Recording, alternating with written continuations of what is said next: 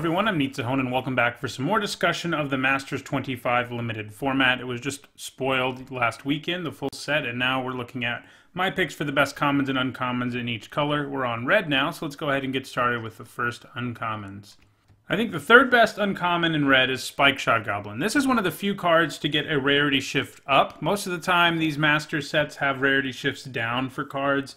But Spike-Shot Goblin was so powerful at common in Mirrodin that obviously they decided they wanted to make it a little harder to get a bunch of them because he's just that good. Now, he was better in Mirrodin than he's going to be here, and this is because Mirrodin was the first set with equipment, and Wizards printed a bunch of equipment that was undercosted, and you could put on the Goblin and he could do all sorts of insane things since he does damage equal to its power. In this format, typically he's just going to be like a Prodigal Pyromancer kind of card that just pings things, but that's a really good card. That's the kind of red card you always want, and he has the upside of, if you do pump him, he can do even more damage, and that's pretty great.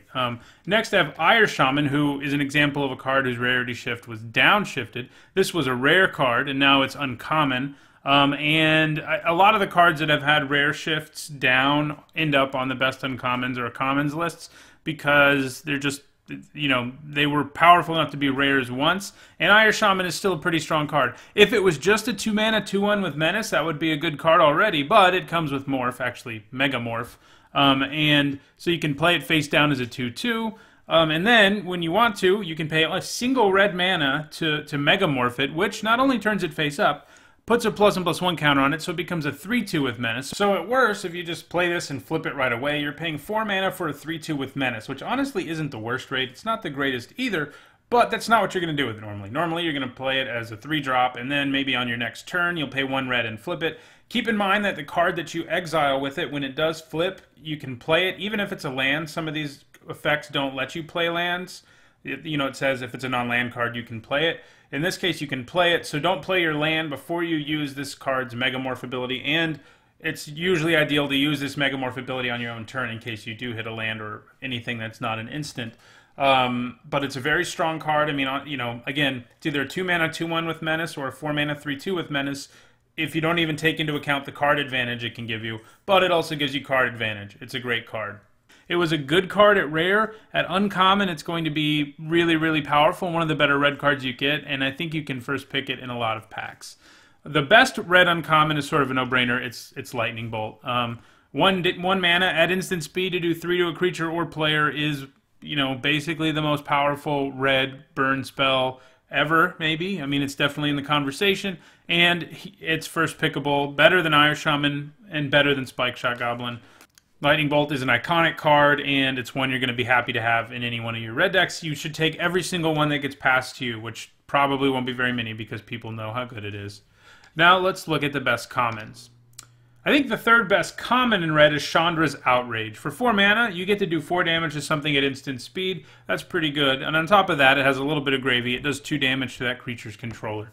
That's good. I mean, it's not great, especially in this set where we have more powerful than usual cards, and a lot of more, you know, traditional limited sets these days. Chandra's Outrage would be higher up on the list as far as best commons, but for me, it's only the third best common. But it's good. It's a good removal spell. Hordeling Outburst is another card whose rarity was downshifted. It was taken from being a uncommon to being a common, and it was really good in Khans of Tarkir, and it's going to be very good here too. 3 mana for 3/1/1 red goblin creature tokens is great. It gives you card advantage in a lot of ways because you can trade those tokens for things like, you know, X1s.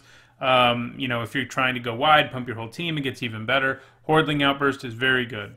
And I think the best red common is Kindle. 2 mana to do 2 damage to something at instant speed. It can hit creature or player is quite good, but it also does 1 additional damage for every other Kindle in all graveyards. So keep in mind, it's not only your graveyard, like some of these collect them all kind of cards we've seen before. I mean, and this is an old one of those. It's in all graveyards. So paying 2 to do 3 with this, if your opponent has a Kindle in their graveyard, is pretty nice. Basically, if you're playing against someone else who's playing red and you're playing red, this is going to be doing 3 a lot of the time. And if you can get like 4 or 5 of these, they just get even more and more insane. Already at its base, 2 mana to do 2 to a creature or player is pretty solid, but it just gets better and better the more of them you get. So Kindle is a very good common. I do think the uncommons are miles better than the commons in this case. But all 3 of these are good commons. It's hard to imagine packs in the format that's this powerful, where you really want to be taking Kindle or Hordling Outburst. They're both good, but it just seems like there should be better things in Masters 25. But you know, in a weak pack, first picking either of them isn't a bad thing to do.